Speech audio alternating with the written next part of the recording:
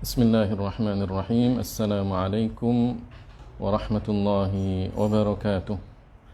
Alhamdulillahi rabbil alamin. Lahun ni'matu wa lahul fadlu wa lahus thana'ul hasan. Salawatullahil barrir rahim al malaikatil mukarrabin ala sayyidina Muhammadin tahal amin. Wa ala ikhwanihin nabiyyin wal mursalin wa man tabi'ahum bi ihsanin ila yaumiddin. Allahumma la sahla illa ma ja'altahu sahla wa anta ya hayyu ya qayyum taj'alul hazna idza syi'ta sahla. Amma ba'du.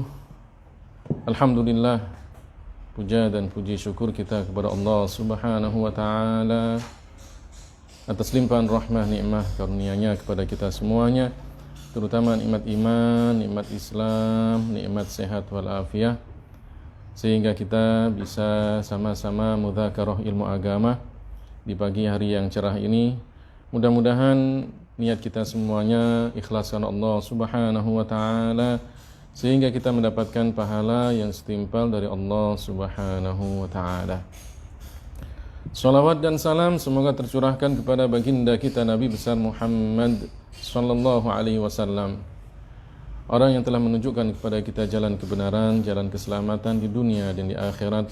Mudah-mudahan Allah Subhanahu wa taala memberikan kepada kita taufiknya sehingga kita istiqamah dalam menjalankan ajaran Rasulullah sallallahu alaihi wasallam, melaksanakan syariat Rasulullah sallallahu alaihi wasallam, menjadikan beliau sebagai uswah hasanah kita.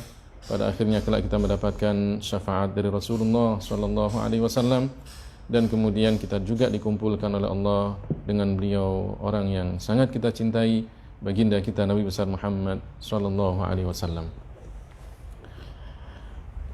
Kita akan melanjutkan hadis yang ke-19. Jadi ini lanjutan dari pembahasan yang sebelumnya, karena ada riwayat yang lain di samping yang disebutkan oleh Al-Imam At-Tirmidzi, ya, tentang hadis yang ke-19 ini. Ada riwayat yang lainnya, yaitu riwayat Al-Imam At-Tabarani dalam kitabnya Al-Mu'jamul Kabir, dan juga Al-Imam Al-Hakim dalam kitabnya Al-Mustadrak. Riwayatnya mengatakan, ihfazillaha tajidhu amamak, ta'arraf ilallahi fir rakha ya'rifka fis shiddah, wa'lam annama akhta'aka lam yakun liyusibaka wa ma asabaka lam yakun liyukhti'aka, wa'lam anna an-nasra ma'as sabri wa anna al-faraja ma'al karbi wa anna ma'al usri yusra. Jadi hadis ini semakna dengan hadis yang sebelumnya, tapi beda perawinya. Kalau yang sebelumnya adalah diriwayatkan oleh Al-Imam At-Tirmidzi, tapi hadis ini ya diriwayatkan oleh Al-Imam At-Tabarani dan juga Al-Imam Al-Hakim. Ihfazillaha tajidhu amamak. Taatlah kepada Allah, jalankan perintahnya, tinggalkan larangannya, mendekatlah dengan hal-hal yang diperintahkan oleh Allah. Tajidhu amamak, bukan berarti kemudian engkau akan mendapatkan Allah di depan kamu, tidak. Tajidhu amamak artinya Allah akan menolongmu, Allah akan menjagamu. Karena tidak mungkin ya bahwa Allah Ta'ala berarah di atas, di depan, di belakang, di kanan, di kiri, dan di bawah. Ya, semuanya itu mustahil bagi Allah Ta'ala. Sebagaimana yang disebutkan oleh Al-Imam At-Tahawi, ya, dalam kitabnya Al-Aqidah At-Tahawiyah, la tahwihil jihatus sittu kasairil mubtada'at. Allah Ta'ala tidak diliputi oleh 6 arah penjuru, depan, belakang, kanan, kiri, atas, dan bawah. Allah Subhanahu wa taala maha suci dari bertempat dan berarah. Jadi makna hadis ihfazillaha tajidhu amamak, artinya ikutilah perintah Allah, laksanakan perintah Allah, tinggalkan larangan Allah, bertakwalah kalian kepada Allah, taatlah kalian kepada Allah, tajidhu amamak. Maka Allah akan menolongmu. Maka Allah akan menjagamu. Maka Allah akan memberikan ridhonya kepadamu. Itu maksudnya. Sebagaimana yang kita pernah mungkin mendengar cerita tentang Al-Qadhi Abu Syuja'. Beliau adalah pengarang kitab Matnul Ghaya wat Taqrib. Ya, nama aslinya adalah Ahmad bin Husain bin Ahmad al-Asfahani, tapi terkenal dengan sebutan Al-Qadhi Abu Syuja'. Beliau ini ya diriwayatkan ada kata-kata ya yang bagus dan bisa kita ambil hikmah darinya. Ketika beliau sudah tua, dan biasanya kalau sudah tua ya maka mulai melemah tenaganya, pendengarannya berkurang, matanya rabun, jalannya tertatih-tatih, bahkan kemudian ya ada sebagian orang ketika dia berjalan harus menggunakan tongkat dan yang lainnya. Tapi ini tidak yang terjadi pada Al-Qadhi Abu Syuja'. Ketika sudah lanjut usia, badannya tetap kuat, penglihatannya biasa, pendengarannya pun juga biasa. Dan banyak yang heran ketika ditanyakan kepada beliau, apa jawab beliau? Hafidnaha minal ma'asi fis sighari fahafidhaha Allahu li fil kibar. Kami, yaitu Abu Syuja', menjaga ya anggota badan ini dari perbuatan maksiat ketika kami masih kecil, ketika kami masih muda. Maka Allah menjaganya untuk saya ketika saya sudah tua. Jadi ini kata Al-Qadhi Abu Syuja'. Artinya dengan ketakwaan, dengan ketaatan, menjalankan perintah Allah, menjauhi larangan Allah, tidak melakukan maksiat dengan anggota badan yang telah Allah berikan sebagai nikmat bagi seseorang, maka Allah akan menjaganya, maka Allah akan melindunginya. Ya, ini arti ihfazillaha tajidhu amamak. Ta'arraf ila Allahi fir rakha ya'rifka fis syiddah. Ingatlah kepada Allah ketika kalian dalam keadaan senang. Ingatlah kepada Allah ketika kalian dalam kenikmatan. Ingatlah kepada Allah ketika kalian mendapatkan kebahagiaan. Ya'rifka fisyiddah, maka Allah akan menolongmu ketika kamu dalam kesusahan, ketika kamu dalam kesulitan. Ya, ini. Jadi ketika kita dalam keadaan senang, ketika kita dalam keadaan sehat, ketika kita dalam keadaan mendapatkan kenikmatan, bahagia, maka ingatlah kepada Allah. Bagaimana? Dengan bersyukur kepada Allah, dengan tidak melakukan maksiat dari kenikmatan-kenikmatan yang Allah berikan kepada kita. Artinya kita syukuri kenikmatan itu untuk menjalankan ibadah kepada Allah Ta'ala dan tidak melakukan maksiat kepadanya. Maka Allah akan menolong kita ketika kita dalam keadaan susah. Allah akan menolong kita ketika kita dalam keadaan sengsara. Allah akan menolong kita ketika kita dalam keadaan terjepit. Ta'arraf ilallahi fir rakha ya'rifka fisyiddah. Ya. Dulu pernah diceritakan oleh Rasulullah sallallahu alaihi wasallam, ada 3 orang yang ketika kemalaman dan kemudian ketika itu turun hujan yang begitu lebat, mereka kemudian berteduh masuk ke dalam sebuah gua. Tapi tiba-tiba ada batu yang besar jatuh dari arah atas menuju ke bawah dan menutup pintu gua. Kemudian mereka berusaha bertiga untuk melepaskan diri dari gua tersebut, mendorong batu itu dengan kekuatan mereka, tapi mereka tidak bisa. Pada akhirnya kemudian masing-masing dari mereka berdoa dengan amal soleh yang pernah mereka lakukan. Tawassul dengan amal soleh. Yang pertama mengatakan, ya Allah, saya adalah orang yang senantiasa ingin berbakti kepada kedua orang tua saya. Saya lebih dahulukan kedua orang tua saya dalam hal makan dan minum daripada keluarga saya. Suatu ketika ada halangan bagi saya, sehingga kemudian saya pulang terlambat. Saya dapatkan kedua orang tua saya sudah dalam keadaan tidur dan lelap tidurnya, padahal mereka belum makan.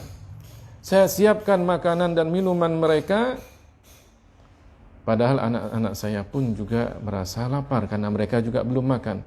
Saya tunggu di depan pintu kamar mereka sampai kemudian mereka bangun dan makan makanan yang saya sediakan. Ya Allah, kalau seandainya apa yang saya lakukan ini karena ingin mendapatkan ridha-Mu, maka bebaskan kami dari gua ini. Bergeser batu itu sedikit, tapi mereka belum bisa keluar. Yang kedua berdoa, ya Allah, saya adalah seorang anak muda yang punya sepupu yang cantik dan saya mencintainya. Tapi perempuan ini justru menolak cinta saya. Tapi suatu ketika dia membutuhkan uang. Saya berikan uangnya 120 dinar. Dan kemudian saya katakan, ya, kalau mau dan kalau dibolehkan saya ingin menggauli kamu. Maka perempuan ini karena dia memang membutuhkan uang tersebut, maka dia pun juga merelakan dirinya untuk digauli. Sampai diceritakan bahwa laki-laki ini ingin menggaulinya. Sudah sedikit lagi dia ingin menggaulinya. Tapi kemudian perempuan ini mengatakan, janganlah engkau memakai cincin itu kecuali dengan haknya. Artinya janganlah engkau menggauliku kecuali apabila sudah disahkan oleh agama. Maka kemudian laki-laki ini sadar. Ya. Dan dia pun tinggalkan perempuan itu, dia berikan uang tersebut tanpa untuk dikembalikan, tanpa minta untuk dikembalikan. Maka kemudian dia pun berdoa, ya Allah, jika seandainya apa yang pernah saya lakukan itu saya lakukan karena ingin mendapatkan ridha-Mu, maka bebaskan kami dari gua ini. Bergeser lagi batu itu sedikit, tapi mereka belum bisa keluar. Yang ketiga berdoa, ya Allah, saya adalah seorang saudagar, punya banyak karyawan. Suatu ketika saya bagikan upah mereka, tapi ada satu yang tidak mengambil upahnya, maka dia kemudian pergi. Saya jadikan uang itu untuk modal lagi, sehingga banyak keuntungannya. Saya belikan hewan, ya, mulai dari kambing, sapi, dan onta, banyak sekali. Datanglah kemudian orang itu minta upahnya. Dan kemudian saya katakan, upah kamu adalah hewan-hewan itu. Orang ini kemudian mengatakan, apakah kamu ingin mengolok-olok saya? Kata saudagar ini, tidak. Memang upah kamu dulu saya jadikan modal lagi dan untungnya besar. Dan itu semua, hewan-hewan itu adalah upah kamu. Diambil semua hewan-hewan itu tanpa disisakan untuk saudagar tersebut. Maka sang saudagar ini berdoa, ya Allah, jika apa yang saya lakukan itu karena ingin mendapatkan ridha-Mu, maka bebaskan kami dari gua ini. Bergeser lagi batu itu dan pada akhirnya mereka bisa keluar. Para pemirsa yang dimuliakan oleh Allah Subhanahu wa taala, inilah makna ta'arraf ilallahi fir rakha ya'rifka fis syiddah. Ingatlah kepada Allah jika kamu mendapatkan kenikmatan, maka Allah akan menolongmu jika kamu dalam keadaan kesusahan. 3 orang ini berdoa kepada Allah Ta'ala dengan amal ibadahnya masing-masing. Namanya tawassul dengan amal soleh. Tawassul dengan orang soleh boleh, tawassul dengan amal soleh pun juga boleh. Orang soleh ciptaan Allah, amal soleh juga ciptaan Allah, maka tidak ada bedanya. Dua-duanya dibolehkan. Nah, ini akidah ahlus sunnah wal jamaah. Tawassul kepada orang-orang yang soleh, mereka menjadi sebab dikabulkannya doa kita. Tawassul dengan amal soleh menjadi sebab juga dikabulkannya doa kita. Tidak ada bedanya. Ya. Kemudian dari cerita tadi kita bisa ambil hikmah juga. Di antara amal soleh adalah berbakti kepada kedua orang tua. Dengan baktinya orang itu kepada orang tuanya sampai kemudian Allah mengabulkan doanya. Maka berbaktilah kalian kepada orang tua. Apalagi selama orang tua masih hidup. Disitulah kita bisa mendapatkan ridha Allah subhanahu wa ta'ala. Yang kedua, bahwa orang tadi berdoa kepada Allah ta'ala karena dia bisa menghindar dari perbuatan maksiat. Maka jadikanlah diri kita orang-orang yang senantiasa menjauh dari perbuatan maksiat. Jika kita melakukan ketaatan kepada Allah, meninggalkan maksiat karena ingin mengharap ridha Allah, bisa jadi itu adalah sebab kita mendapatkan kemudahan dalam kesulitan-kesulitan yang kita hadapi. Orang yang ketiga berdoa dengan apa? Amal solehnya berupa apa? Amanah. Dia begitu amanah, dia jaga upah dari orang tersebut, dia kembangkan, banyak harta yang dia dapatkan, keuntungannya berlipat, kemudian setelah itu dia berikan semuanya. Amanah, begitu amanah. Dan orang yang amanah pun juga bisa mendapatkan kemudahan dari Allah subhanahu wa ta'ala jika Allah menghendakinya. 3 amalan yang baik ini dijadikan sebagai tawassul bagi 3 orang tersebut. Bisa kita ambil hikmah dari ini semuanya. Lanjutan hadisnya mengatakan, wa'alam annama akhta'aka lam yakun liyusibaka wa ma asabaka lam yakun liyukhti'aka. Ya, ketahuilah jika memang itu tidak mengenaimu, jika sesuatu itu tidak mengenaimu, maka memang itu benar kehendak Allah, sesuatu itu bukan menjadi milikmu. Sebaliknya, jika sesuatu itu mengenaimu, maka itu bukan berarti Allah salah dalam menentukannya. Artinya, jika memang Allah tentukan kita tidak mendapatkan sesuatu, maka memang benar itu adalah nasib kita tidak mendapatkan sesuatu. Atau sebaliknya, jika memang Allah memberikan sesuatu itu kepada kita, maka Allah subhanahu wa ta'ala tidak salah dalam hal ini. Ini artinya, jika kemudian memang dalam hal-hal kenikmatan terkadang kita akan mengatakan, kok bukan saya, seandainya saya, terus berharap. Maka kita mengatakan, wa'alam annama akhta'aka lam yakun liyusibaka. Kalau memang itu bukan rizki kita, pasti tidak akan sampai kepada kita. Sebaliknya, terkadang dalam masalah musibah, terkadang kita mengatakan, kok saya, kok bukan orang lain. Kalau memang Allah tentukan kita mendapatkan musibah, pasti itu ketentuan Allah Ta'ala. Tidak ada kesalahan dalam ketentuan Allah Subhanahu wa Ta'ala. Itu semuanya sudah ditentukan dan sudah diketahui oleh Allah Subhanahu wa Ta'ala. Siapa-siapa yang mendapatkan kenikmatan, siapa-siapa yang mendapatkan rizki yang banyak, dan juga siapa yang mendapatkan musibah sudah ditentukan oleh Allah Subhanahu wa ta'ala. Karenanya orang-orang yang soleh mengatakan, alimtu anna rizqi la ya'kuluhu ghairi fatma'anna bali. Saya tahu bahwa rizki saya tidak akan dimakan oleh orang lain, maka hati saya tenang. Kalau memang itu bukan rizki kita, maka jangan kemudian kita berandai-andai, jangan kemudian kita berharap, bahkan kemudian kita ingin mengambil rizki dan kenikmatan itu dari orang lain. ingin menghilangkan dengan berusaha semaksimal mungkin bahwa agar nikmatnya itu hilang dari orang yang mendapatkan rizki tersebut. Tidak, sudah. Kita kemudian mengatakan itulah rizkinya dia. Kalau seandainya kemudian kita yang tertimpa musibah, maka kemudian jangan mengeluh. Jangan kemudian kok saya saja, kok bukan orang lain. Itulah ketentuan Allah Subhanahu wa taala. Wa'lam annama akhta'aka lam yakun liyusibaka wa ma asabaka lam yakun liyukhti'aka. Itulah ketentuan Allah Subhanahu wa taala, dan Allah tidak pernah salah dalam melaksanakan ketentuannya. Lanjutan hadisnya mengatakan wa'lam annan nasra ma'as sabri wa annal faraja ma'al karbi wa anna ma'al usri yusra. Ketahuilah bahwa kemenangan itu didahului dengan kesabaran.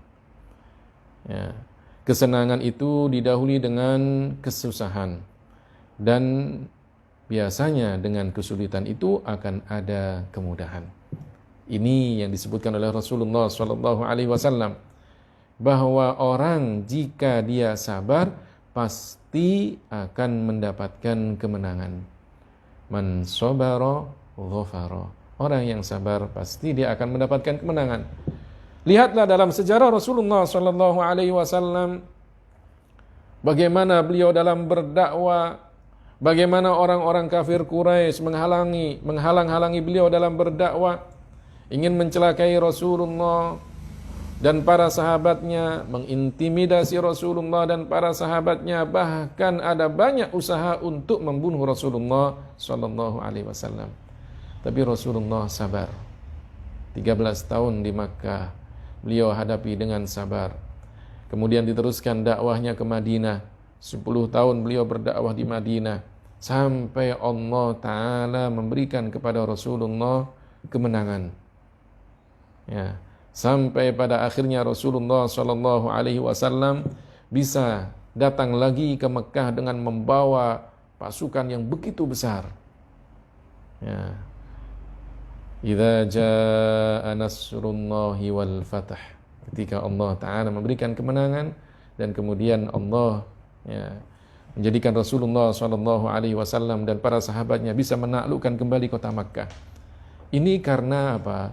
Hasil dari sabarnya Rasulullah SAW, sehingga kemudian beliau bisa mendapatkan kemenangan, pertolongan Allah Subhanahu wa taala. Dan itulah yang harus kita lakukan sebagai seorang dai. Dan itulah yang harus kita lakukan di dunia ini. Sabar dalam menghadapi ujian, sabar dalam menghadapi cobaan. Karena para ulama menyebutkan sabar itu ada 3 macam. Sabar dalam menjalankan perintah, sabar dalam menjauhi larangan, dan sabar dalam menghadapi ujian dan cobaan. Orang yang sabar pasti Allah akan memberikan balasannya. Ketika kita diperintahkan untuk ibadah dan kemudian sabar dalam menjalankan ibadah, Allah berikan pahala bagi orang yang sabar. Ketika kita dilarang untuk melakukan maksiat, dilarang di dalam puasa hal-hal yang dilarang karena membatalkan puasa, maka ada balasan dari Allah Ta'ala. Begitu pula ketika kita tertimpa musibah, mulai dari yang terkecil sampai musibah yang terbesar. Dan kemudian kalau kita hadapi dengan sabar, pasti ada pahala di balik itu semuanya. Rasulullah SAW menyebutkan, ma yusibul muslima min nasabin wala wasabin wala hammin wala hazanin wala adha wala ghammin hatta syaukatu yushakuha illa kaffarallahu biha min khatayahu. Muttafaqun alaih. Tidaklah seorang muslim itu tertimpa baik itu dari rasa capek, sakit, gundah, sedih, kemudian kejahatan, gelisah, sampai kalau seandainya dia terkena duri pada jarinya dan kemudian dia sabar, maka itu bisa menjadi sebab dileburkannya dosa-dosanya. Subhanallah. Sampai yang terkecil saja ketika kita sabar, maka itu bisa menjadi apa? Sebab dileburkan dosa-dosa kita, dihapuskannya dosa-dosa kita. Wa annal faraja ma'al karbi. Dan sesungguhnya keberuntungan itu, kesenangan itu didahului dengan kesusahan. Kita lihat sejarah para nabi. Mereka begitu banyak mendapatkan ujian. Lihat saja cerita tentang Nabi Ayyub alaihi salam yang Allah uji dengan keluarganya. Anak-anaknya meninggal semuanya. Kemudian dia sendiri diberi oleh Allah ujian sakit yang begitu parahnya. 18 tahun beliau sakit, tapi tidak pernah mengeluh dan tidak pernah memohon agar sembuh dari sakitnya. Sampai ada 2 orang yang berbicara ngomongin Nabi Ayyub alaihissalam, dan ngomongin atau menjelek-jelekkan seorang nabi adalah kekufuran. Ya, 2 orang ini mengatakan apa yang tertimpa oleh Ayub itu bisa jadi ya itu karena sebab perbuatan dosanya, sampai kemudian dia diuji dengan sakit yang begitu parahnya.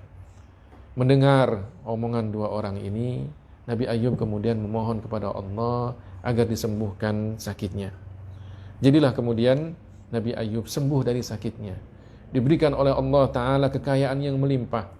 Diturunkan kepadanya setumpuk emas dan perak. Jadilah kemudian kaya raya lagi dan punya apa? Anak lagi. Bahkan dikatakan anaknya lebih banyak lagi daripada anak-anaknya yang meninggal dunia. Sungguh luar biasa balasan Allah Subhanahu wa Ta'ala bagi orang-orang yang mau sabar dalam menghadapi musibah. Para nabi adalah orang-orang yang banyak sekali mendapatkan ujian dan musibah. Karena Rasulullah SAW menyebutkan inna 'idhamal jazaa ma'a 'idhamil bala wa inna Allaha idza ahabba qauman ibtalahum faman radiya falahur ridha wa man sakhita falahus sukht. Ya. Jadi sesungguhnya agungnya pahala itu tergantung dengan besarnya musibah. Dan sesungguhnya Allah jika mencintai satu kaum, maka kaum itu akan diuji oleh Allah Ta'ala. Kalau kemudian mereka sabar, ridha terhadap apa yang telah Allah berikan kepada mereka, tidak membangkang, tidak mengingkari ketentuan Allah, tidak mengatakan Allah zalim, maka mereka akan mendapatkan ridha Allah Ta'ala. Tapi kalau sebaliknya, ya, jika kemudian mereka diuji tapi kemudian tidak sabar, maka itu akan menjadi ya, mereka mendapatkan murka dari Allah Subhanahu wa Ta'ala. Wa anna ma'al usri yusra. Ketahuilah di balik setiap kesusahan ada kemudahan. Artinya hidup ini tidak akan terus dalam kesusahan. Hidup ini bagaikan roda yang berjalan. Terkadang kita susah, terkadang kita pun juga akan mendapatkan kemudahan. Sama, terkadang kita juga mendapatkan kenikmatan dan suatu ketika kita pun juga akan diuji oleh Allah Subhanahu wa Ta'ala. Tapi ingatlah bahwa setiap ujian itu jika dihadapi dengan sabar, maka dia akan mendapatkan rahmat Allah Subhanahu wa Ta'ala. Allah Subhanahu wa Ta'ala berfirman di dalam Al-Qur'an, "Wala nabluwannakum bisyai'im minal khaufi wal ju' wa naqsim minal amwali wal anfusi wath thamarat wa basyiris sabirin alladzina idza asabathum musibah qalu inna lillahi wa inna ilaihi raji'un ulaika 'alaihim salawatum mir rabbihim wa rahmah wa ulaika humul muhtadun wala nabluwannakum bisyai'im minal khauf wal ju'." Dan pasti kalian akan diuji oleh Allah dengan sedikit dari rasa khawatir, sedikit dari rasa takut, sedikit dari kelaparan. Itu artinya bahwa ujian-ujian yang Allah berikan di dunia ini hanya sedikit jika dibandingkan dengan siksaan nanti di akhirat bagi orang-orang yang membangkang dan kafir kepada dan kufur kepada Allah Ta'ala. Sedikit di dunia ini ujiannya. Wa naqsim minal amwal, sedikit kekurangan dari harta benda. kekurangan pekerjaan, ya, kekurangan ekonomi. Wal anfus, ada juga di antara saudara-saudara kita yang meninggal dunia, ya, meninggalkan kita. Wathamarat, dan mungkin juga akan terjadi paceklik sehingga tidak ada buah-buahan. Tapi Allah Subhanahu wa taala mengatakan apa? Wabasyiris sabirin. Berilah kabar gembira kepada orang-orang yang sabar. Alladzina idza asabathum musibah. Mereka ini jika tertimpa musibah mereka mengatakan apa? Qalu inna lillahi wa inna ilaihi raji'un. Mereka mengatakan sesungguhnya kami adalah milik Allah dan kami akan kembali kepada Allah Ta'ala. Artinya kita ini adalah sudah ditentukan oleh Allah Subhanahu wa Ta'ala. Musibah, ya, apapun yang terjadi itu adalah sudah ketentuan Allah Subhanahu wa Ta'ala, dan kita pun akan mengembalikan itu semuanya kepada Allah. Artinya kami akan pasrah kepada Allah Subhanahu wa Ta'ala tentang apa yang telah Allah tentukan kepada kami. Karenanya para ulama mengatakan jika kita tertimpa musibah, jika kita sedang sedih, gelisah, gundah, banyak sekali kesulitan-kesulitan yang kita hadapi, maka perbanyaklah membaca inna lillahi wa inna ilaihi raji'un. Orang-orang yang seperti ini, ya, kata Allah Subhanahu wa taala, akan mendapatkan rahmatnya. Ya, ulaika alaihim salawatum min rabbihim wa rahmah. Mereka akan mendapatkan rahmat Allah Subhanahu wa taala, akan mendapatkan ridha Allah Subhanahu wa taala.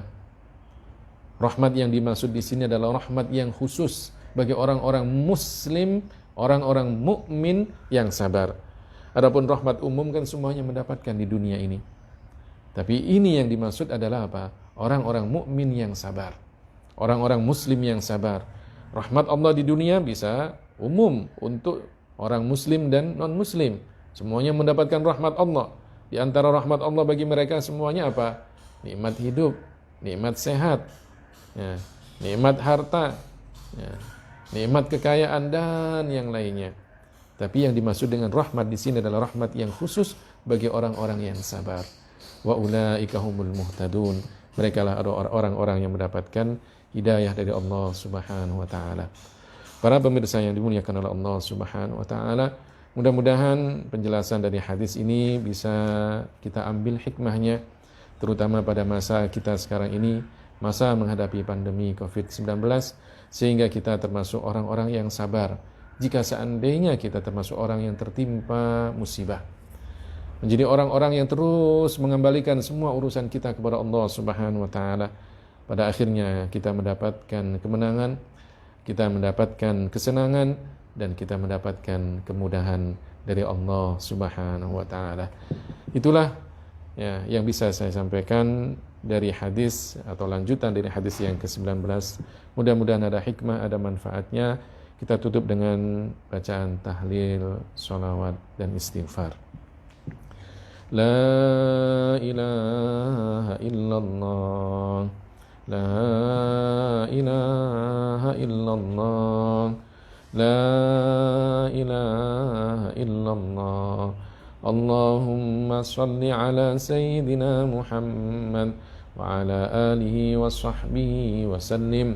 Allahumma salli ala sayyidina Muhammad wa ala alihi wa sahbihi wa sallim. Allahumma salli ala sayyidina Muhammad wa ala alihi wa sahbihi wa sallim. Rabbi ighfirli wa liwalidayya wa lil mu'minina wal mu'minat.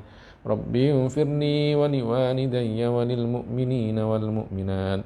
Rabbi ighfirli wa liwalidayya wa lil mu'minina wal mu'minat. Walhamdulillahi rabbil alamin. Assalamualaikum warahmatullahi wabarakatuh.